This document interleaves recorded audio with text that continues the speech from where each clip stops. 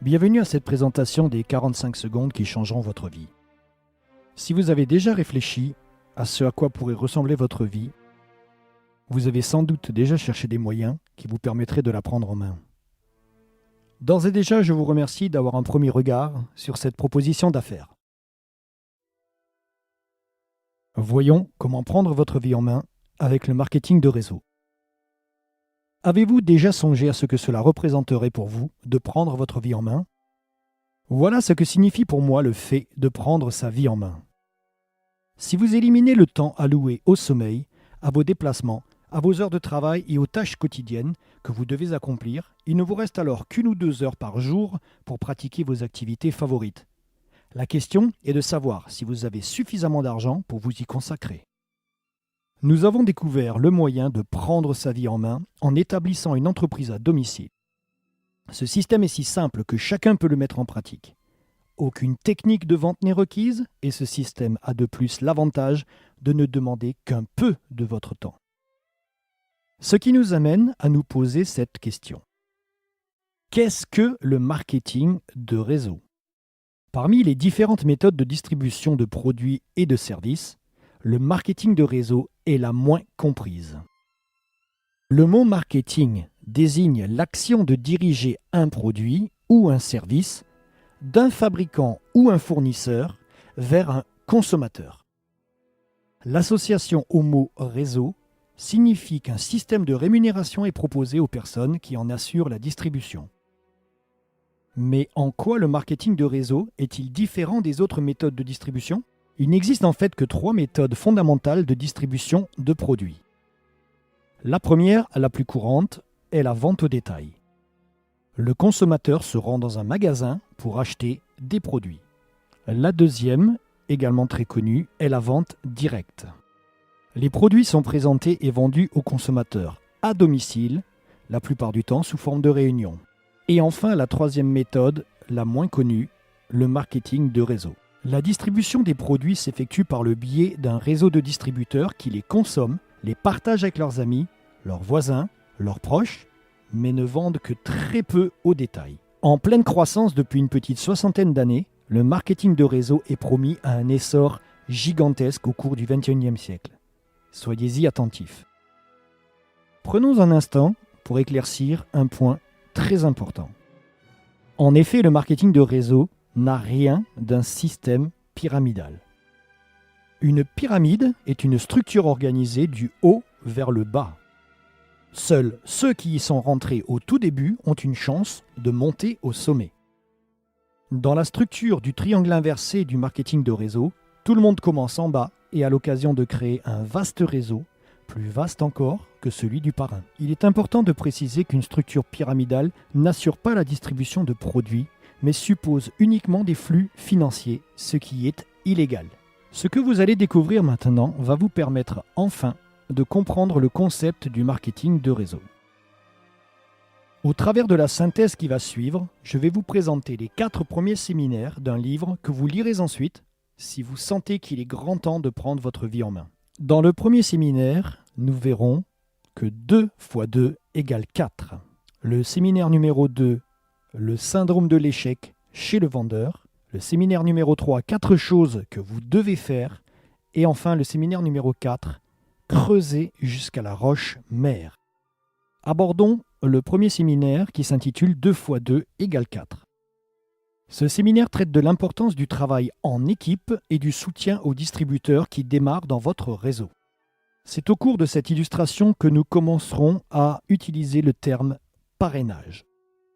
Et nous verrons qu'on n'a pas besoin de parrainer la terre entière pour réussir. Première hypothèse, nous dirons que vous parrainez 2 distributeurs et que vous les formez pour qu'ils arrivent à en démarrer chacun 2 autres, ce qui fait 4 personnes de plus dans votre réseau. Puis vous enseignez à ces 2 nouveaux distributeurs à faire en sorte que leurs 4 nouveaux distributeurs en parrainent chacun 2, ce qui donne 8 personnes dans votre réseau.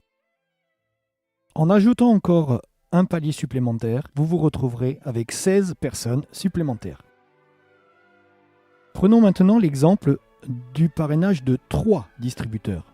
Voyons ce qu'il se produit si chacun parraine un distributeur de plus. Vous parrainez 3 personnes et vous leur enseignez comment en parrainer 3. ce qui vous en fait 9. Puis vous montrez à vos 3 distributeurs comment aider les 9 distributeurs à en trouver 3, ce qui fait 27 personnes. Ajoutez un palier de plus et vous avez 81 personnes supplémentaires dans votre réseau. La différence entre 16 et 81 est de 65, ce qui fait une nette différence. Alors qu'en réalité, la différence n'est que de 1. Prenons maintenant l'exemple d'un démarrage de 4 distributeurs. Vous enseignez à vos 4 filleuls comment parrainer 4 nouvelles personnes, ce qui fait 16 personnes de plus dans votre réseau. Puis, vous enseignez à vos 4 distributeurs comment faire pour que les 16 personnes en parrainent 4, ce qui donne 64 nouvelles personnes dans votre réseau. Encore un palier et votre réseau comptera 256 distributeurs en plus. Regardez maintenant la différence entre 16 et 256. Cette différence est de 240 et pourtant, vous n'avez parrainé et enseigné à parrainer que 2 personnes de plus. Terminons notre présentation par le parrainage de 5 distributeurs. 5 x 5 égale 25, x 5 égale 125, x 5 égale 625. La différence est maintenant monumentale. Cependant, la véritable différence n'est que de 3, puisque chaque distributeur n'a parrainé que 3 personnes de plus. Additionnons maintenant les chiffres encerclés et nous arrivons à un total de 780 personnes. Notez que pour trouver 5 distributeurs qui s'investissent à fond, vous devrez peut-être en parrainer 5, 10, 15 ou 20. Si l'on considère uniquement la consommation des produits par les 780 distributeurs du réseau, le chiffre d'affaires est déjà considérable. Imaginons maintenant que chacun des 780 distributeurs trouve 10 clients potentiels parmi ses amis, sa famille et ses proches. Nous obtenons un total de 7800 clients. Ajoutez à cela les 780 distributeurs du réseau, cela nous donne 8580 personnes. Ne pensez-vous pas qu'avec 8580 clients, votre entreprise ne pourra faire autrement que d'être très prospère? Mais attention, vous verrez au fil de cette synthèse que vous ne devez pas travailler simultanément avec plus de 5 distributeurs inscrits personnellement. Certes, une entreprise peut déjà être efficace avec 3 ou 4 distributeurs au premier palier, mais aucune ne peut le demeurer avec un effectif supérieur à 5. Le chapitre suivant traite du syndrome de l'échec chez le vendeur. Vous comprendrez pourquoi vous devriez plutôt parrainer 10 pédagogues plutôt que 10 vendeurs. Souvenez-vous, l'erreur la plus commune est de faire la confusion entre la vente directe et le marketing de réseau. C'est encore plus vrai pour les vendeurs, ce qui ne veut pas dire qu'ils ne réussiront jamais dans le marketing de réseau. Il leur faudra en revanche posséder une bonne compréhension de ces 4 séminaires qui s'avèrent primordiaux pour bien démarrer. On pense souvent, et les distributeurs en particulier, qu'il suffit de parrainer un nouveau distributeur pour dupliquer notre effort. Dans cet exemple, vous avez parrainé Thomas. Or, si vous quittez le réseau, Thomas le quittera aussi et le réseau sera interrompu. C'est pourquoi vous devez expliquer à vos distributeurs que la duplication ne se fait qu'à partir du 3e palier. Si au contraire vous avez appris à Thomas comment parrainer Carole, vous commencez alors vraiment à vous dupliquer vous-même. Mais si Thomas ne sait pas comment former Carole, le réseau sera interrompu à nouveau. C'est pourquoi vous devez enseigner à Thomas comment former Carole pour qu'elle puisse à son tour parrainer Béa. C'est après avoir constitué 3 paliers que la duplication intervient. Le réseau continuera à exister même si vous ne vous en occupez plus. Savoir enseigner, savoir former sont des gages de réussite dans le marketing de réseau. Alors qu'il n'est pas nécessaire de savoir vendre. En résumé, vous enseignez à Thomas comment former Carole à parrainer Béa. Ce message est important car il constitue la clé du succès dans une entreprise de marketing de réseau. Voici comment procède le vendeur typique. Il assiste à une démonstration de produits, recueille les témoignages de ceux qui les utilisent et s'informe des résultats obtenus. Fort de ces données, il va se lancer à corps perdu dans la vente. Première erreur. Lorsque vous lui expliquez que pour réussir, il doit parrainer des distributeurs, il met alors toute son énergie dans le parrainage. Deuxième erreur. Ce parrainage à la chaîne va générer autant d'abandons que de nouvelles candidatures. Pourquoi ? Parce que l'on ne peut pas travailler efficacement à plus de 5 en même temps. Imaginons que notre vendeur, en bon professionnel qu'il est, a parrainé 130 distributeurs qui en ont parrainé chacun 5, ce qui fait 650. Ajoutez ce chiffre aux 130 distributeurs du départ, nous obtenons un total de 780 distributeurs dans le réseau. Cela vous rappelle-t-il quelque chose ? À votre avis, quelle est la méthode la plus rapide ? Parrainer 5 distributeurs sérieux et leur enseigner à en former d'autres ? Ou alors, en voulant parrainer beaucoup de gens rapidement, le pourcentage des distributeurs qui restent est faible. Alors qu'avec la méthode présentée dans le premier séminaire, sur un total de 780 distributeurs, le taux de conservation des effectifs est élevé. Notez donc bien que lorsque vous parrainez quelqu'un, il est plus important pour vous de l'aider à parrainer quelqu'un d'autre que de chercher vous-même à en parrainer un autre. Le troisième séminaire va vous expliquer les 4 principes que vous devez absolument suivre pour réussir dans le marketing de réseau. Ils sont fondamentaux. Quiconque gagne de gros revenus dans le marketing de réseau suit ces 4 principes. Afin de les mémoriser, nous allons imaginer une petite histoire. La grisaille de Paris vous pousse à prendre votre voiture pour aller dans le sud de la France, à Saint-Tropez. Quand vous serez arrivé à Saint-Tropez, vous aurez obtenu le niveau que vous visiez dans votre réseau. La première chose que vous devez faire est de monter dans votre voiture et de démarrer. Dans le marketing de réseau, personne n'a jamais réussi sans avoir d'abord démarré. Le capital de démarrage peut se situer entre 50, 100 ou même 500 € selon l'entreprise. Puisque vous partez en voyage, vous allez devoir acheter de l'essence, de l'huile, des produits qu'il vous faudra remplacer à plusieurs reprises. Dans le marketing de réseau, vous utiliserez encore et encore les produits de l'entreprise que vous représentez. D'ailleurs, la plupart des entreprises de marketing de réseau vendent des produits de consommation courante. Le troisième principe. La troisième chose que vous devez absolument faire est de passer en 4e vitesse. Vous n'avancerez pas tant que vous resterez au point mort. Dans le marketing de réseau, pour passer à la vitesse supérieure, il faut parrainer quelqu'un.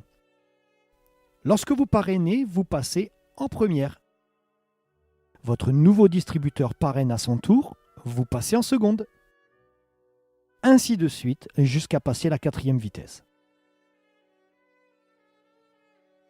Au cours du voyage et à votre arrivée, vous partagerez les produits que vous distribuez. En général, c'est à ce moment qu'intervient la vente au détail. Si vous avez compris qu'il vaut mieux oublier l'étape numéro 4, la vente au détail, que zapper la numéro 3, passer en 4e vitesse, vous aurez acquis les réflexes du parfait distributeur de marketing de réseau. Notez toute l'importance du parrainage. Vous devez, dès le début, faire entrer à jamais le chiffre 5 dans votre esprit et dans l'esprit de votre futur distributeur. Ne cherchez pas des gens qui veulent vendre. Cherchez des personnes qui veulent gagner 1000, 2000 ou 3000 € de plus par mois sans avoir à aller travailler tous les jours. Tout le monde aimerait avoir ce genre de revenus par mois. Expliquez simplement au futur distributeur qu'il devra y consacrer 5 à 10 heures par semaine s'il souhaite constituer son réseau. Rappelez-vous, la boîte de vitesse n'est pas automatique. Ne pensez surtout pas que vous êtes incapable d'enseigner à quelqu'un ce que vous apprenez au fil de ces pages. Mais d'ailleurs, vous n'aurez pas à le faire tout de suite. Votre parrain vous aidera le temps que vous en connaissiez suffisamment pour bien enseigner. Son rôle est de vous soutenir et de vous former. Si ce travail donnait lieu à un examen, et si vous deviez répéter vos leçons 5, 6 ou même 10 fois pour espérer gagner 12 000 € au bout d'un an, hésiteriez-vous à investir 5 ou 10 heures par semaine pour arriver à ce résultat ? Premièrement, vous montez et démarrez. Deuxième étape, vous utilisez les produits. Étape numéro 3, vous passez à la vitesse supérieure. Dernière étape, partagez avec vos amis. Le 4e séminaire va vous expliquer pourquoi il est important de travailler en profondeur. Il est fréquent que des distributeurs qui viennent d'entrer dans un réseau regardent courir ceux qui sont dans le peloton de tête et pensent qu'ils ne les rattraperont jamais. Détrompez-vous. Comme il n'y a pas de ligne d'arrivée dans une course de marketing de réseau, tout le monde peut gagner. Prenez l'exemple d'un gratte-ciel en chantier. On dirait qu'il faut une éternité avant de voir le bâtiment prendre forme. Mais une fois que les fondations sont en place, on a l'impression qu'il grimpe d'un étage par semaine, tellement la construction progresse vite. Imaginez-vous que ce gratte-ciel représente votre réseau tel qu'il sera un jour. Au début, vous allez creuser les fondations à la pelle. Ça prend du temps. Mais au fur et à mesure que vous allez aider vos distributeurs à parrainer, vous aurez besoin d'un bulldozer. Avant d'arriver au 3e palier, vu que vous atteignez la roche mère, la tâche devient vraiment difficile. Et il vous faut une pelle mécanique. Mais à l'instant où vous atteignez le 3e palier, vous pouvez enfin commencer à construire en hauteur. Quand vous serez parvenu au 4e palier, votre réseau commencera à avoir de l'ampleur. À partir de cet instant, votre édifice va s'élever rapidement. Donc, si après plusieurs mois rien ne se produit, ne vous découragez pas, c'est que les fondations sont encore en construction.